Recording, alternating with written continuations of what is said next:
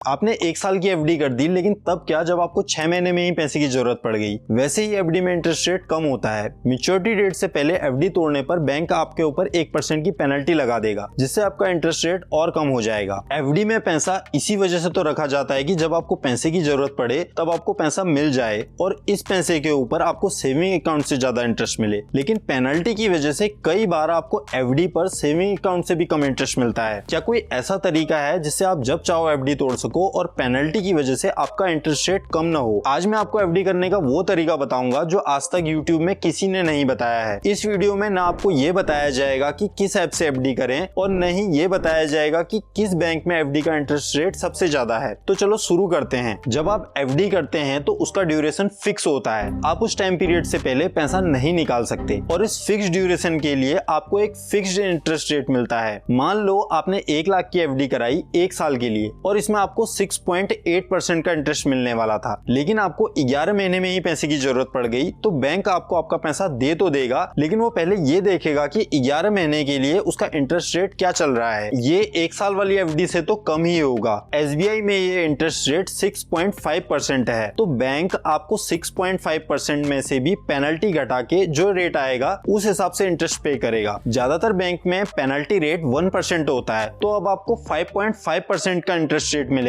कहां आपको 6.8% का इंटरेस्ट मिल रहा था और अब आपको 5.5% का इंटरेस्ट रेट मिलेगा। सिर्फ एक दिन पहले एफडी तोड़ने से आपको 1300 रुपए का नुकसान हो गया। जो लोग एफडी में ज्यादा पैसा रखते हैं उनके लिए ये अमाउंट बहुत ज्यादा हो जाता है। अब बात करते हैं उस तरीके की जिससे आप जब चाहो तब एफडी तुड़ा लो लेकिन आपको नुकसान नहीं होगा। इसे एक उदाहरण से समझते हैं। मान लो 2 भाई हैं, राम और श्याम। दोनों के पास 10-10 लाख रुपए हैं और इन्हें 1 साल बाद ही पैसे की जरूरत है क्योंकि बच्चों की शादी की डेट फिक्स हो चुकी है। ये इस 10 लाख रुपए को किसी रिस्की एसेट में नहीं डाल सकते, तो इन्होंने सोचा कि हम इसको सेफ जगह पर डाल देते हैं। तो दोनों ने अपने पैसे को एफडी में डाल दिया, लेकिन दोनों का तरीका अलग था। राम ने 10 लाख की एफडी कराई 1 साल के लिए। 1 साल बाद 6.8% इंटरेस्ट के हिसाब से उसे मिलने थे 68,000 रुपए, लेकिन 5 महीने बाद ही उसकी माँ की तबियत खराब हो गई। अब उसे पैसे की तुरंत जरूरत है। उसे पता है कि 10 लाख की एफडी कराई है, लेकिन उसे सिर्फ 50,000 रुपए चाहिए। मजबूरी में उसे एफडी तोड़नी पड़ी क्योंकि उसने अपना सारा पैसा एफडी में डाल रखा था। 5 महीने बाद जब उसने एफडी तोड़ी तो 5 महीने का इंटरेस्ट रेट चल रहा था 5.5%, लेकिन उसे 1% की पेनल्टी भी लगी, तो उसे ये इंटरेस्ट रेट पड़ा 4.5%। 4% तो उसे बिना एफडी किए सेविंग अकाउंट में ही मिल रहा था। 5 महीने पैसा लॉक करने के बाद भी उसे सिर्फ ½ इंटरेस्ट ज्यादा मिला। अब उसने इस बचे हुए पैसे की दोबारा से एफडी कर दी। इस बार उसने ये एफडी कराई 7 महीने के लिए, क्योंकि 5 महीने निकल गए, अब शादी को 7 महीने बचे हैं। 7 महीने की एफडी का इंटरेस्ट रेट था 6.5%, लेकिन 5 महीने बाद दोबारा से उसकी माँ की तबीयत खराब हो गई। इस बार भी उसे 50,000 रुपए की जरूरत थी। इस बार उसने जब एफडी तोड़ी तो उसे दोबारा से 4.5% का इंटरेस्ट मिला। अब उसने बचे हुए पैसे को दोबारा से 2 महीने की एफडी कर दी, जिसमें उसे 5.5% का इंटरेस्ट मिलना था। 1 साल के अंदर 1 लाख रुपए निकालने के बाद उसके हाथ में कितना पैसा आया, ये जानने से पहले देखते हैं कि श्याम ने एफडी के साथ क्या किया। अब दूसरी ओर श्याम हमारे वीडियोस देखता था, तो उसने अपने 10 लाख रुपए को टुकड़ों में बांट दिया। उसने 6 लाख रुपए की एफडी कराई 1 साल के लिए, जिसमें उसे 6.8% का इंटरेस्ट मिलना था। 2 लाख की एफडी कराई 7 महीने के लिए, जिसमें उसे 6.5% का इंटरेस्ट मिलना था। 1 लाख की एफडी कराई 6 महीने के लिए, जिसमें उसे 6.25% का इंटरेस्ट मिलना था। 1 लाख की एक और एफडी कराई 46 दिन के लिए, जिसमें उसे 5.5% का इंटरेस्ट मिलना था।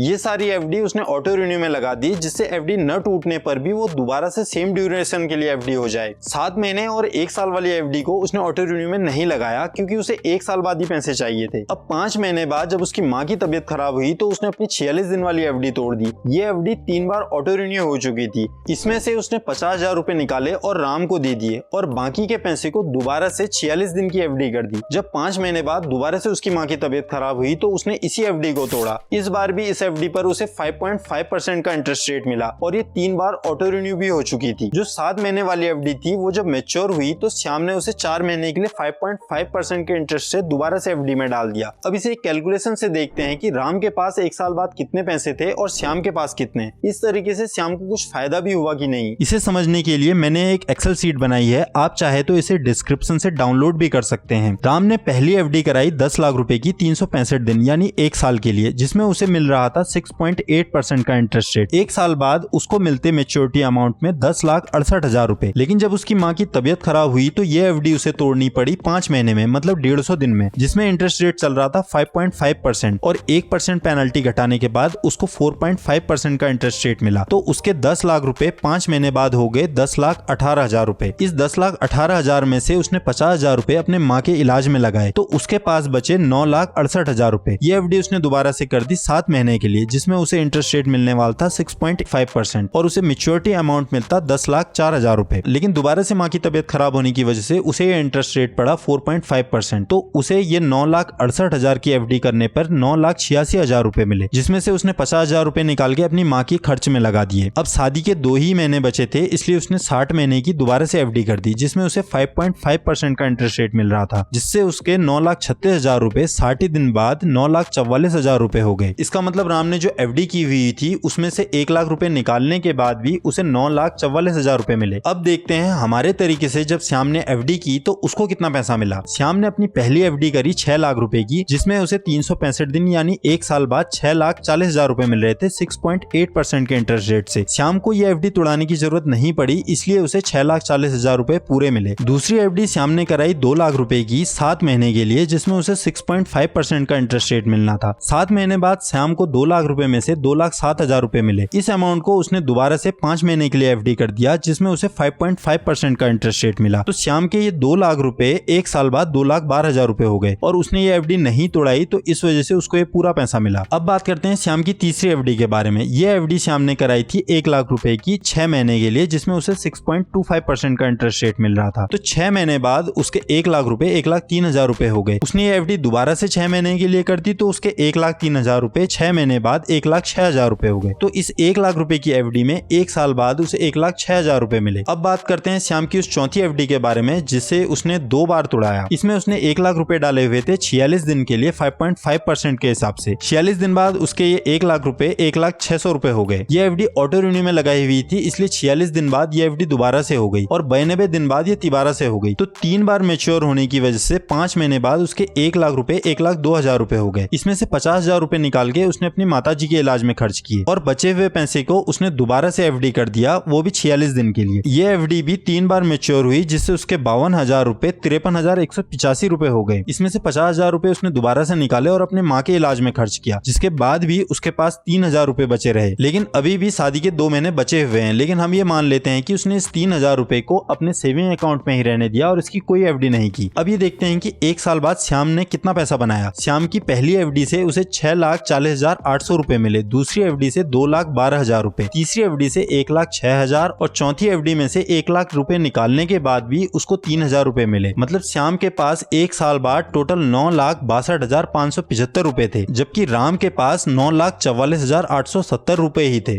मतलब श्याम के तरीके से श्याम को 17,000 रुपए का फायदा हुआ। अब आप ये कहेंगे कि एफडी को 2-3 बार तोड़ना पड़ा, इस वजह से राम को नुकसान हुआ, नहीं तो राम को श्याम से ज्यादा ही प्रॉफिट होता। तो अब हम ये भी देख लेते हैं कि अगर पैसे नहीं निकालने पड़ते तो राम को श्याम की तुलना में कितना फायदा होता। राम ने अपनी एफडी कराई थी 10 लाख रुपए की पूरे 1 साल के लिए। अगर ये एफडी नहीं टूटती तो राम को 10,68,000 रुपए मिलते। श्याम को अपनी पहली एफडी से मिलता 6,40,000 रुपए। दूसरी एफडी जो कि 7 महीने और 5 महीने की थी, उसमें उसको मिलता 2,13,000 रुपए। तीसरी एफडी उसने कराई हुई थी 6 महीने के लिए, जिसमें उसकी एफडी 2 बार मैच्योर होती, जिसमें उसे 1,06,000 रुपए मिल जाता। और उसकी चौथी एफडी 8 बार मैच्योर हो जाती, जिससे उसके 1 लाख रुपए बन जाते 1,05,000 रुपए। कोई एफडी न तोड़ाने पर राम को मिलता 10,68,000 रुपए और श्याम को मिलता 10,65,000 रुपए। मतलब सिर्फ 2,928 रुपए का अंतर आता। सिर्फ एफडी करने के तरीकों को बदल देने से श्याम को 17,000 रुपए का फायदा हुआ। अगर श्याम का एफडी अमाउंट ज्यादा होता तो ये अंतर और ज्यादा हो जाता, लेकिन अगर ये अमाउंट 10 लाख की जगह 1 लाख भी होता तब भी श्याम ने बिना कुछ करे 1,700 रुपए बचा लिए होते। और ऐसा भी नहीं है कि इस तरीके में आपको बहुत ज्यादा एफर्ट लगाना पड़ेगा। आपको बस एक बार एफडी करते समय 5 मिनट का समय लगाना है और जब आपको पैसे की जरूरत है तो आपने ये देखना है कि कौन सी एफडी कुछ समय पहले ही मैच्योर हुई है। अगर कोई भी एफडी मैच्योर नहीं हुई है तो फिर आपको जितना अमाउंट चाहिए उस अमाउंट की एफडी तोड़नी है, जिससे बाकी की एफडी सेफ रहेंगी। इस तरीके का सबसे बड़ा फायदा है कि आपके पास हमेशा हमेशा लिक्विडिटी रहती है। राम जितने बार एफडी तोड़ता उसको उतना ज्यादा नुकसान होता, लेकिन श्याम के पास छोटी छोटी एफडी थी तो उसे कोई खास दिक्कत नहीं होती। मैं भी हमेशा इसी तरीके से एफडी करता हूँ। अब आप ये कह सकते हैं कि इससे अच्छा तो हम अपने अकाउंट में ऑटो स्विप फीचर ऑन कर लें, जिससे हमारे अकाउंट में खुद ही एफडी हो जाएंगी। तो दोस्तों इसके बारे में हम अगले वीडियो में बात करेंगे कि कैसे ऑटो स्विप करने से आपको नुकसान है। इसमें कई बार आपको 4% से भी कम इंटरेस्ट मिलता है, इससे ज्यादा तो महंगाई ही बढ़ जाती है। लेकिन महंगाई को बढ़ाता कौन है, अगर आप इस बारे में जानना चाहते हैं तो आप इस वीडियो को देख सकते हैं। हमारे चैनल का एकमात्र उद्देश्य भारत के हर इंसान को फाइनेंशियली एजुकेट करना है। ज्यादातर लोगों को फाइनेंस की बेसिक बातें भी पता नहीं होती, इसी वजह से हम फाइनेंस के बारे में बहुत ही आसान शब्दों में समझाते हैं।